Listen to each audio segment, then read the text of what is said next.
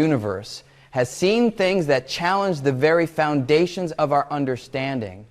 And some physicists are beginning to say what others are afraid to admit. Webb saw too much. Not too much in the sense of volume, though the data is vast, too much in the sense of impossibility. The telescope has observed structures, galaxies, and phenomena that our theories say cannot exist. Objects that formed too early, structures that grew too large, patterns that violate the timeline we thought we understood.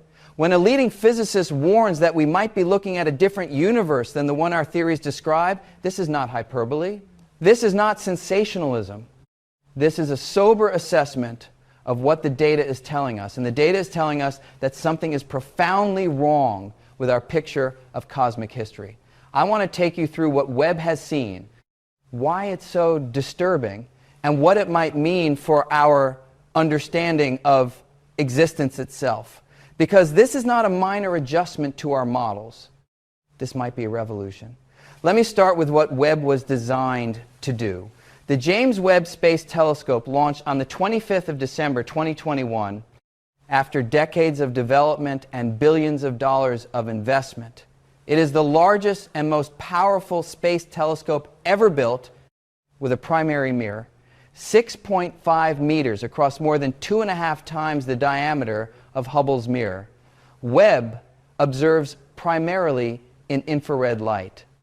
This is crucial for its scientific mission because infrared allows Webb to see things that are invisible to optical telescopes like Hubble. First, infrared penetrates dust. The universe is filled with dust clouds that block visible light. Regions where stars are forming, galaxies shrouded in their own debris, cosmic nurseries hidden from optical view, all of these become visible in infrared. Second, infrared reveals the distant universe. Light from the most distant objects has been stretched by the expansion of the universe. What was once visible light has been shifted into infrared by the time it reaches us. To see the earliest galaxies, the first stars, the cosmic dawn, we must observe in infrared. Webb was designed to answer fundamental questions. When did the first stars form? When did the first galaxies assemble? How did the universe transition from the smooth, featureless state after the Big Bang to the complex, structured cosmos we see today? The telescope exceeded all expectations. Its mirrors aligned perfectly. Its sun shield deployed flawlessly. Its instruments performed better than specifications. Within months of beginning science operations, Webb was returning data of unprecedented quality, and that data contained surprises that no one anticipated. Now let me describe what Webb actually saw. The first shock came from the early universe observations. Webb peered back to when the universe was only a few 100 million years old, less than 5% of its current age. According to our models, this was supposed to be a primitive era. The first stars were just forming. The first galaxies were supposed to be small, irregular, and simple. Instead, Webb found mature galaxies, galaxies with hundreds of billions of stars, galaxies with well-defined spiral structures, galaxies with supermassive black holes at their centers, galaxies that looked like they had been evolving for billions of years but couldn't have been because the universe wasn't that old. The numbers were staggering. In the first deep field images, Webb detected galaxy candidates at redshifts of 10, 11, 12, and beyond. These correspond to times when the universe was 400 to 500 million years old. Some candidates appeared at redshifts, suggesting ages of only 300 million years after the Big Bang. These weren't supposed to exist.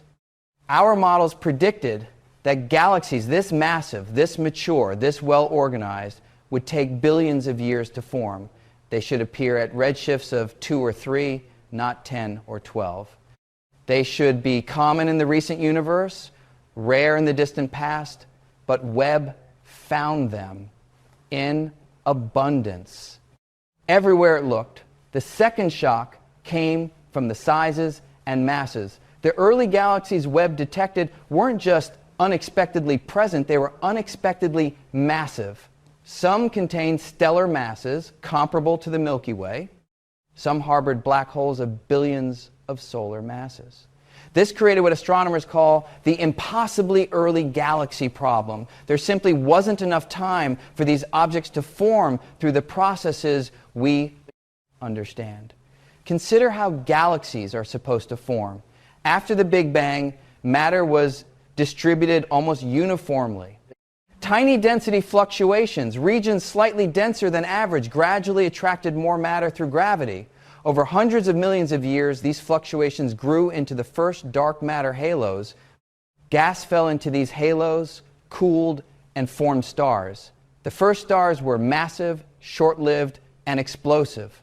They seeded the universe with heavy elements, enriching the gas from which later generations of stars would form. Galaxies grew through hierarchical assembly, small structures merging to form larger structures over billions of years. This process takes time. Gravity works at a finite speed. Gas must cool, collapse, and form stars. Stars must live and die. Mergers must occur. The timeline is constrained by physics. But Webb found galaxies that seemed to have skipped these steps. They appeared fully formed at times when they should have been embryonic. They contained stellar populations that should have required billions of years to accumulate in a universe that was only hundreds of millions of years old. The third shock came from the black holes. Supermassive black holes, the monsters at the centers of galaxies, millions to billions of times the mass of the sun, were supposed to grow slowly. A black hole forms when a massive star dies. It starts small, perhaps a few tens of solar masses. It grows by accreting matter, but accretion has limits. The Eddington limit describes the maximum rate at which a black hole can grow. If it accretes too fast, radiation pressure blows away the infalling matter. Even at the Eddington limit, growing a billion solar mass black hole takes time. Starting from a stellar mass seed, continuous maximum rate accretion for billions of years is required. But Webb found billion solar mass black holes in the early universe. Active galactic nuclei quasars powered by accreting supermassive black holes at redshifts where the universe was less than a billion years old. The math doesn't work. There wasn't enough time for these black holes to grow from stellar seeds. Either they started larger from heavy seeds that we don't understand, or they grew faster than the Eddington limit allows, which should be impossible, or our understanding of black hole physics is fundamentally wrong. The fourth shock came from the chemistry. The first generation of stars formed from primordial gas, hydrogen, and helium, the elements created in the Big Bang. These stars produced heavier elements through nuclear fusion and distributed them through supernovae. Only after this first generation lived and died could stars form from enriched gas. The signatures of this process should be visible in the earliest galaxies. The first galaxies should show low metallicity, few heavy elements, evidence of their primitive state. But Webb found surprisingly high metallicity in some early galaxies. The chemical enrichment was more advanced than expected. Stars had already lived and died in numbers that required more time than was available. This compounded the timeline problem. Not only were the galaxies too massive and too well organized, they were too chemically evolved. Every indicator pointed the same direction. These objects should not exist at the times where Webb found them. Now let me explain why these observations are so disturbing. The observations I've described don't just challenge details of our models. They challenge the foundation, the Lambda CDM model, the standard model of cosmology that has successfully explained observations for decades. Lambda CDM combines general relativity with assumptions about the universe's contents. About 5% ordinary matter, about 27% dark matter, about 68% dark energy. It describes how the universe expands, how structure forms, how galaxies assemble over cosmic time. Lambda CDM has been spectacularly successful. It explains the cosmic microwave background, the afterglow of the Big Bang, with remarkable precision. It explains the large-scale distribution of galaxies. It explains the expansion history of the universe. It has passed every test we've thrown at it until now. Webb's observations don't fit Lambda CDM. The early massive galaxies, the precocious black holes, the advanced chemistry, all of these violate the model's predictions. Either the observations are wrong or the model is wrong. The observations are probably not wrong. Webb's instruments are well calibrated. The data has been analyzed by multiple independent teams. The distances have been confirmed through spectroscopy. The galaxies are really there, really that early, really that massive. This leaves the model. Something about Lambda CDM must be incomplete or incorrect. This is why physicists are warning that we might be looking at a different universe. Not literally a different universe, the same stars, the same galaxies, the same physical space, but a universe that operates differently than we thought. A universe whose history unfolded differently than our theories describe. Now let me explore what might be wrong with our understanding. Several possibilities exist, and each has profound implications. The first possibility is that our understanding of star formation is wrong. Lambda CDM makes assumptions about how efficiently gas converts to stars. These assumptions are based on observations of nearby galaxies and detailed simulations. But if star formation was more efficient in the early universe, if gas converted to stars faster and more completely, then galaxies could grow massive more quickly, what might enhance early star formation? Perhaps the conditions were different. The early universe was denser, hotter, and more turbulent. Primordial gas had no heavy elements to cool it, but it also had no dust to impede collapse. Perhaps stars formed in massive bursts, converting most available gas to stars in short periods. Some simulations support this. Under certain conditions, star formation can be episodic and intense starbursts that briefly achieve efficiencies far higher than typical. If the early universe was dominated by such starbursts, the massive early galaxies might be explained. But this explanation has limits. Enhanced star formation can only do so much. Even at maximum efficiency, you can't form more stars than you have gas. And the gas must come from somewhere. It must fall into dark matter halos, which must themselves have formed. The timeline constraints remain. No matter how efficient star formation is, the underlying dark matter structures must exist first. And those structures are constrained by Lambda CDM. The second possibility is that our understanding of dark matter is wrong. Lambda CDM assumes that dark matter is cold, composed of heavy, slow-moving particles that clump efficiently. Cold dark matter produces a specific pattern of structure formation. Small halos form first, then merge to form larger halos over time. But what if dark matter isn't cold? What if it has properties that allow faster structure formation? Several alternatives have been proposed. Warm dark matter would suppress small-scale structure, but might behave differently on large scales. Self-interacting dark matter would allow halos to evolve differently than cold dark matter predicts. Dark matter with additional forces, a dark sector with its own interactions, could enable different formation pathways. Some of these alternatives might allow structures to form faster. If dark matter clumps more efficiently in the early universe, the scaffolding for galaxies would be available sooner. Galaxies could start forming earlier and reach massive sizes more quickly, but alternative dark matter models must also explain everything Lambda CDM explains. The cosmic microwave background, the galaxy distributions, the expansion history, any new model must match these observations while also explaining Webb's discoveries. This is a high bar. Lambda CDM wasn't chosen arbitrarily. It was selected because it fits the data. Alternative models that fit the new data often fail to fit the old data. Finding a model that explains everything is difficult. The third possibility is that our understanding of black hole formation is wrong. The massive early black holes might not have grown from stellar seeds.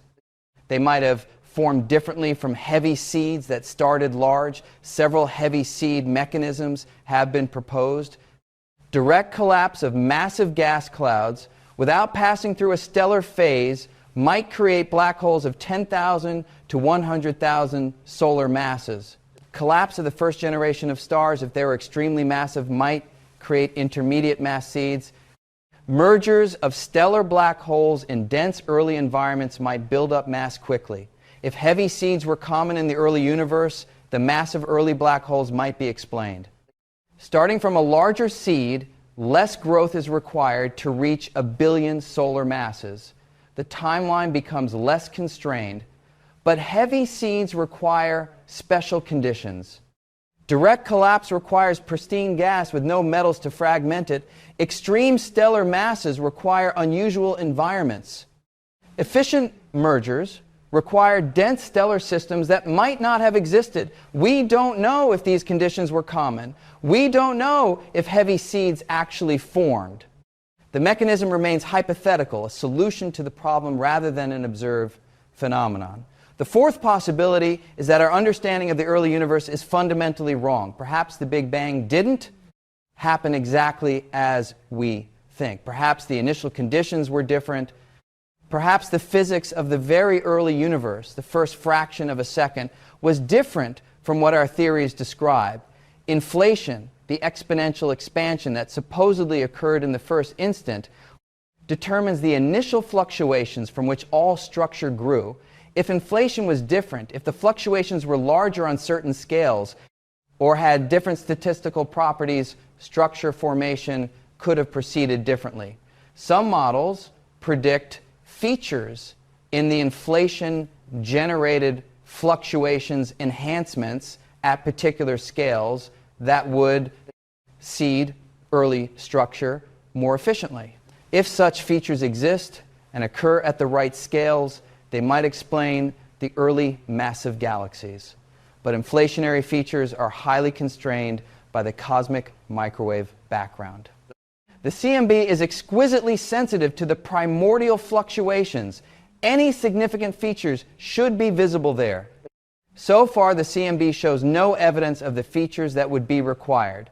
The fifth possibility is the most radical. Perhaps our understanding of time, space, and cosmic history is fundamentally incomplete. Perhaps the universe is not what we think it is.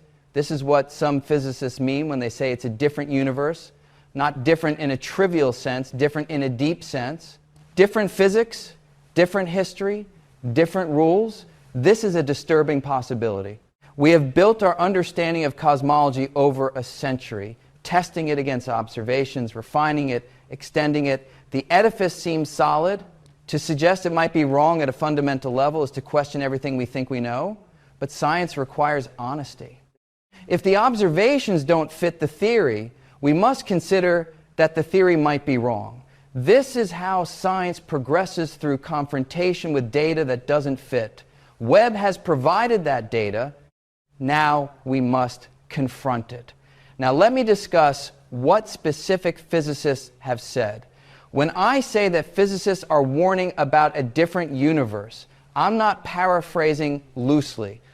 I'm reporting what researchers have actually said in papers, interviews, and conferences. Dr. Alison Kirkpatrick, an astrophysicist at the University of Kansas, expressed the sentiment directly when she examined the early Webb data. Looking at galaxies that shouldn't exist at the times where they were found, she and her colleagues confronted the possibility that their theoretical framework was wrong. Dr. Joel Leja of Penn State, analyzing the spectroscopic conformations of early massive galaxies, noted that the discoveries were challenging decades of established understanding. The galaxies weren't supposed to be there. The fact that they were required explanation. Dr. Garth Illingworth of UC Santa Cruz, a veteran of deep field astronomy who worked on the original Hubble deep fields, acknowledged that Webb was finding things that pushed the boundaries of theoretical models. The abundance and maturity of early galaxies was surprising even to those who had expected surprises. The community response has been a mixture of excitement and unease. Excitement because revolutions in understanding are rare and valuable. Unease because revolutions are also disruptive. They require abandoning comfortable frameworks and venturing into uncertainty. Some researchers have pushed back, arguing that the observations might be misinterpreted. Perhaps the distances are overestimated. Perhaps the masses are overestimated. Perhaps systematic errors in the analysis are creating apparent anomalies where none exist. These concerns are legitimate. Science requires skepticism. Extraordinary claims require extraordinary evidence, and the claims being made about Webb's discoveries are certainly extraordinary. But the evidence has held up. As more data has arrived, as more teams have analyzed it, as spectroscopic confirmations have accumulated, the anomalies have not gone away. If anything, they've become more robust. The scientific community is gradually accepting that something unexpected is happening. The question is no longer whether Webb found anomalies, but what those anomalies mean. Now let me explore the deeper implications. If our understanding of cosmic history is wrong, the implications extend far beyond astronomy. They touch on fundamental physics, on our understanding of time and space, on our conception of the universe and our place within it. Consider what Lambda CDM represents. It's not just a model of galaxies and expansion. It's a statement about the nature of reality. It says that the universe is governed by general relativity, that its contents are dark matter and dark energy and ordinary matter, that its history is a progression from hot and dense to cool and diffuse. If Lambda CDM is wrong, some of these statements might be wrong. Perhaps general relativity needs modification on cosmic scales. Perhaps dark matter and dark energy are different from what we assume. Perhaps the arrow of time, the direction of cosmic evolution, is more complex than a simple progression. These possibilities are speculative, but they're not impossible. Physics has undergone revolutions before. Newtonian gravity, once thought complete, was revealed as an approximation to general relativity. Classical physics, once thought complete, was revealed as an approximation to quantum mechanics. Each revolution preserved what worked while extending understanding into new domains. A cosmological revolution might do the same. Lambda CDM might be approximately correct on certain scales at certain times for certain observations while failing elsewhere. The task would be to find a more complete theory that encompasses Lambda CDM's successes while explaining its failures. This is how science advances, not by discarding everything, but by identifying what's incomplete and extending it. Webb's discoveries might be the catalyst for such an advance. Now let me reflect on what it means that Webb saw too much. The phrase Webb saw too much captures something important. It's not that Webb made errors or that the universe is hiding things. It's that Webb's power, its ability to see farther, clearer, and deeper than any previous telescope has revealed a universe richer and stranger than our theories prepared us for. This is the double-edged sword of observational progress. Better instruments reveal more, but more includes the unexpected.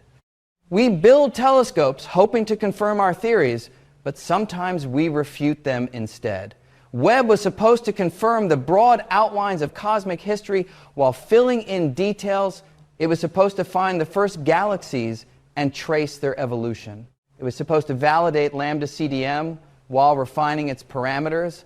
Instead, it found challenges. It found galaxies that shouldn't exist at the times where they exist.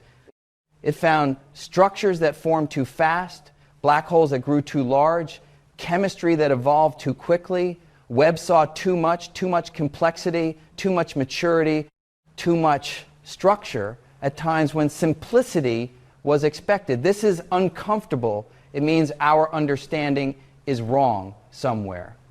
It means we have work to do, observations to make, theories to revise, frameworks to rebuild. But it's also exciting. Comfort is the enemy of progress. A universe that matches our expectations teaches us nothing new. A universe that surprises us offers opportunities to learn. Webb has given us surprises. Now we must learn from them. In part 2, I want to explore the specific theoretical proposals being developed to explain Webb's observations. What new models are emerging? How might our understanding of cosmology change?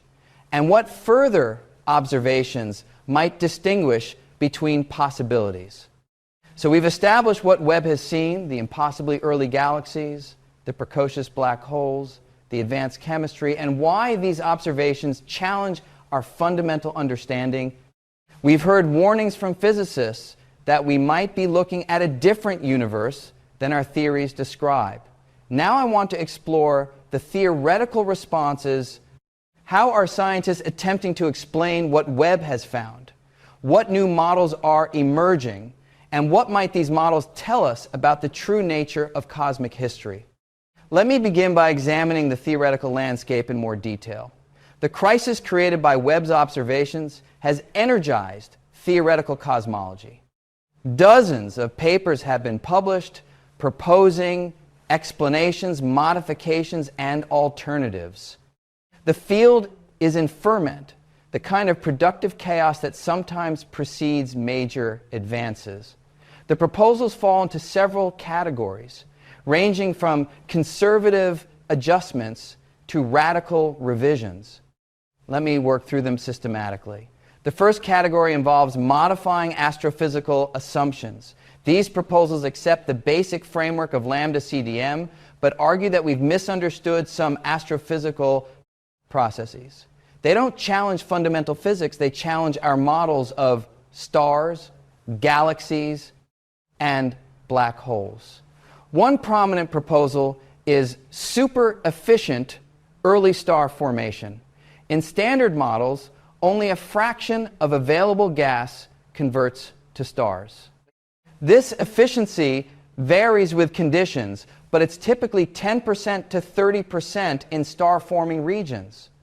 The rest of the gas remains unconverted, heated by stellar feedback, blown out by supernovae, or simply too diffuse to collapse. But what if early star formation was different?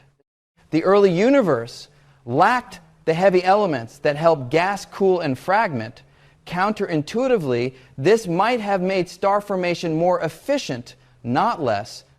Without fragmentation, gas clouds might have collapsed monolithically, converting a larger fraction to stars before feedback could disrupt them. Some simulations support this. Under pristine conditions, star formation can proceed with efficiencies approaching 100%, nearly all available gas converting to stars in rapid bursts. If this was common in the early universe, galaxies could accumulate stellar mass much faster than standard models assume. This proposal helps explain the massive early galaxies, but it has problems. High efficiency means high feedback, lots of supernovae, lots of energy injected into the surrounding gas. This feedback should suppress subsequent star formation, limiting total stellar mass. Balancing efficiency and feedback to produce massive galaxies remains challenging. Another proposal involves population 3 stars, the hypothetical first generation. Population 3 stars form from pristine primordial gas with no heavy elements. Theory suggests they were massive, perhaps hundreds of solar masses and short-lived, burning through their fuel in millions of years and exploding as supernovae. These massive stars would have been extraordinarily luminous. A galaxy containing many population 3 stars would appear brighter than its stellar mass alone would suggest. Perhaps the early galaxies Webb detected aren't as massive as they appear. Perhaps they contain relatively few extremely luminous stars rather than billions of ordinary stars. This could explain the brightness while relaxing the mass constraints. But Spectroscopy doesn't support it. The spectra of Webb's early galaxies show signatures of evolved stellar populations, stars that have been through multiple generations, enriched with heavy elements. They don't look like population 3 dominated systems. Another astrophysical proposal involves active galactic nuclei, supermassive black holes, when actively accreting, can outshine their entire host galaxy. A small galaxy with a luminous central black hole might appear as massive as a large galaxy without one. Perhaps the early galaxies are smaller than they appear, their light dominated by central black holes rather than stars. This proposal has some support. Webb has found surprisingly many active galactic nuclei in the early universe, more than expected, with black holes that are massive relative to their host galaxies. Perhaps AGN contamination explains some of the anomalously bright early sources, but not all of them. Many early galaxies show no signs of AGN activity. Their light is clearly stellar, distributed across extended structures. The AGN explanation helps in some cases, but doesn't resolve the broader puzzle. The second category involves modifying dark matter properties. These proposals accept most of Lambda CDM, but change assumptions about dark matter. They argue that dark matter's properties affect structure formation in ways we haven't correctly modeled. One proposal involves fuzzy dark matter. Fuzzy dark matter consists of extremely light particles, so light that their quantum wavelengths are astronomical in scale. This fuzziness suppresses structure formation on small scales while preserving it on large scales. At first glance, this seems to make the problem worse. Suppressing small-scale structure should delay galaxy formation, not accelerate it. But some models suggest that fuzzy dark matter could enhance structure formation on intermediate scales, the scales relevant for early galaxy formation, while suppressing it on smaller scales. This is speculative, and the models are complex. Whether fuzzy dark matter can actually explain Webb's observations remains unclear. The proposal is being actively investigated. Another proposal involves self-interacting dark matter. Standard cold dark matter particles interact only through gravity. They pass through each other without scattering, accumulating in halos without ever colliding. But what if dark matter particles do interact with each other? Self-interactions would allow energy to transfer between particles, affecting how halos form and evolve. Cores would be softer, less concentrated. Halos might merge more efficiently, building mass faster. Some models suggest that self-interactions could accelerate early structure formation. By redistributing energy within halos, self-interactions might allow more rapid collapse and more efficient galaxy formation. But self-interacting dark matter is constrained by other observations. Galaxy clusters, gravitational lensing, and cosmic microwave background measurements all constrain dark matter properties. Any model that explains Webb's observations must also satisfy these constraints. Another proposal involves dark matter decay or annihilation. If dark matter particles can decay into other particles, or annihilate, when they collide, they release energy.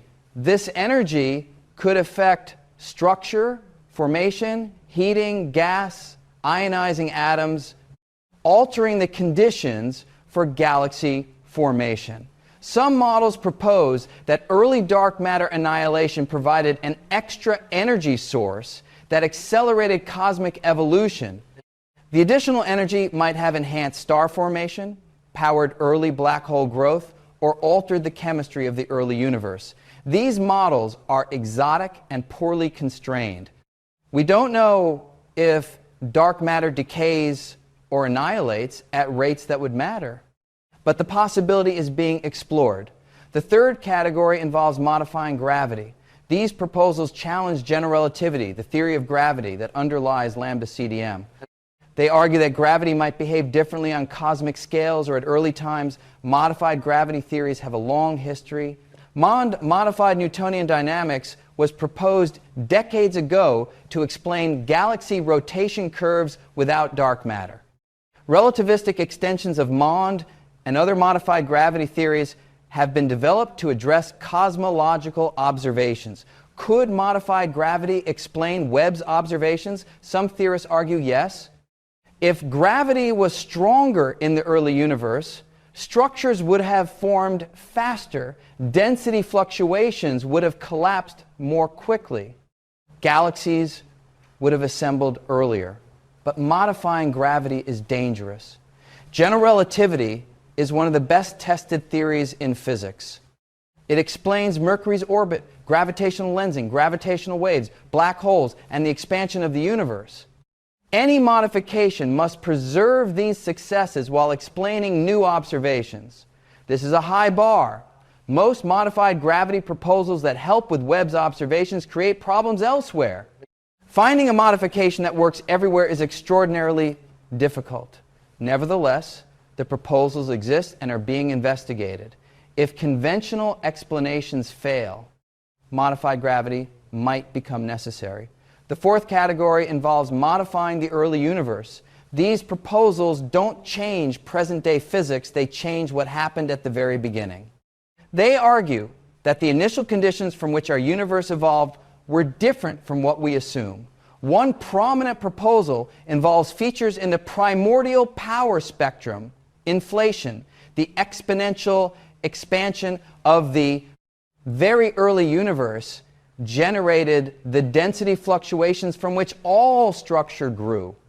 The standard inflationary model predicts a nearly scale invariant spectrum fluctuations of similar amplitude across all scales, but inflation could have been more complex. The inflaton field might have had features in its potential bumps, steps, or oscillations that produced corresponding features in the fluctuations. These features would enhance structure formation at specific scales. If there were features at the scales relevant for early galaxy formation scales corresponding to the masses of the galaxies, Webb-detected structure could have formed faster at those scales.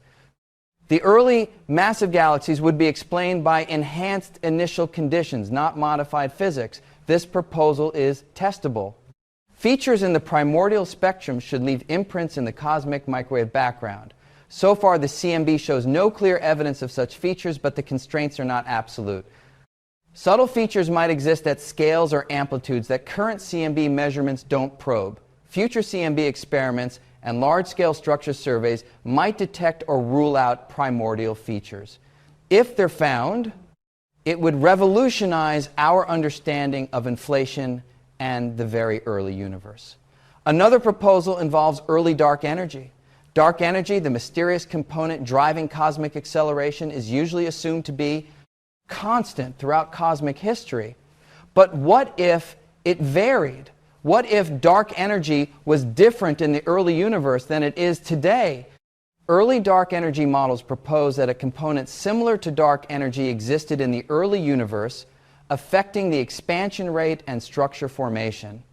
This early dark energy would have dissipated over time, leaving the constant dark energy we observe today. Early dark energy could affect structure formation in multiple ways. By altering the expansion rate, it would change when structures formed. By affecting the growth of fluctuations, it would change how fast they grew. The net effect might be earlier and faster galaxy formation. Early dark energy is also motivated by another problem, the Hubble tension, the disagreement between different measurements of the cosmic expansion rate. Some early dark energy models help resolve this tension while potentially also explaining Webb's observations. This would be elegant one modification explaining multiple anomalies, but the models are complex and constrained. Whether early dark energy actually works remains under investigation. Now let me discuss the most radical proposals. Some theorists have proposed more fundamental revisions, changes to the basic framework, rather than modifications within it. One radical proposal involves questioning the cosmological principle. The cosmological principle states that the universe is homogeneous and isotropic on large scales, the same everywhere, the same in every direction. This principle underlies Lambda CDM and most of modern cosmology. But what if the cosmological principle is wrong? What if the universe is not homogeneous? What if we happen to occupy an unusual region, a region where structure formed earlier or faster than average? If we're in an atypical region, local observations would not represent the universe as a whole. The early massive galaxies might be a local phenomenon, not a cosmic one. Our theories might be correct for the universe on average while failing for our particular neighborhood. This proposal is uncomfortable. The cosmological principle is not just an assumption, it's supported by observations. The cosmic microwave background is isotropic to high precision. Galaxy surveys show statistical homogeneity on large scales. Evidence supports the principle, but the evidence is not absolute. We observe from one location, we cannot verify homogeneity by traveling elsewhere. The principle might fail in subtle ways that current observations don't detect. If we're in an unusual region, explaining why becomes necessary. What made our region special? Why did structure form differently here? The explanation would itself require new physics or special initial conditions. Another radical proposal involves questioning cosmic time. Lambda CDM assumes a universal time, a cosmic clock that ticks the same everywhere, measuring the age of the universe from the Big Bang to now. The early galaxies are early relative to this clock. They formed a short time after the Big Bang. But what if cosmic time is not what we think? What if the relationship between time and physical processes was different in the early universe? In general relativity, time is not absolute. It's part of space-time, affected by gravity and motion. Near massive objects, time runs slower. In the expanding universe, time and space are intertwined in complex ways. Some theorists have proposed that the age of the early universe might be misleading. Perhaps more physical time elapsed than the standard cosmological clock suggests. Perhaps the relationship between expansion and elapsed time was different at early epochs. These proposals are highly speculative. They challenge foundational aspects of cosmology and general relativity. But they illustrate how far theorists are willing to go to explain Webb's observations. Another radical proposal involves multiverse scenarios. If our universe is one among many, if a multiverse exists, then the properties of our particular universe might be selected rather than derived. We might happen to inhabit a universe where early structure formation was enhanced simply because such universes exist among the ensemble of possibilities. This proposal is difficult to test. The multiverse, by definition, extends beyond what we can observe. Invoking it to explain observations within our universe is controversial. Some argue it's not science because it's not falsifiable. But multiverse scenarios arise naturally from certain physical theories, particularly eternal inflation and string theory. If these theories are correct, the multiverse might be a prediction rather than a speculation. Whether multiverse explanations are satisfying depends on one's philosophy of science. For some, they're the ultimate explanation, the reason our universe has the properties it does. For others, they're an evasion, a way of avoiding the hard work of finding physical explanations. Now let me examine what observations might distinguish between these proposals. The theoretical landscape is rich, but theories must ultimately face data.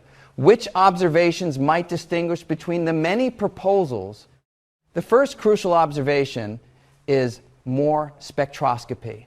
Photometric observations measuring brightness and colors identified the early galaxy candidates, but photometry is uncertain. Colors can be affected by dust, by AGN contamination, by unusual stellar populations. Spectroscopy, measuring the detailed spectrum of light, provides more definitive information. Spectral lines reveal redshift unambiguously. They reveal chemical composition. They reveal the presence or absence of active galactic nuclei. Webb is obtaining spectra of the early galaxy candidates. Already, many have been confirmed at high redshift. But more spectroscopy is needed, spectra of more objects with better signal-to-noise covering more wavelength range. Each spectrum constrains the models. If the galaxies are really as massive and mature as they appear, the crisis deepens. If spectroscopy reveals that some are less extreme, lower mass, different composition, AGN dominated, the crisis might ease. The second crucial observation involves stellar populations. The spectra of galaxies reveal information about their stars. The ages, masses, and compositions of stellar populations leave distinctive signatures. By analyzing these signatures, astronomers can infer the star formation history when the stars formed, how many formed at different times. If the early galaxies contain old stellar populations, stars that formed hundreds of millions of years before the observation, the timeline problem is severe. These stars would have formed in the first 100 million years after the Big Bang, when the universe should have been too young for significant star formation. If the early galaxies contain young stellar populations, stars that formed recently before the observation, the timeline is less constrained. Rapid recent star formation without a long prior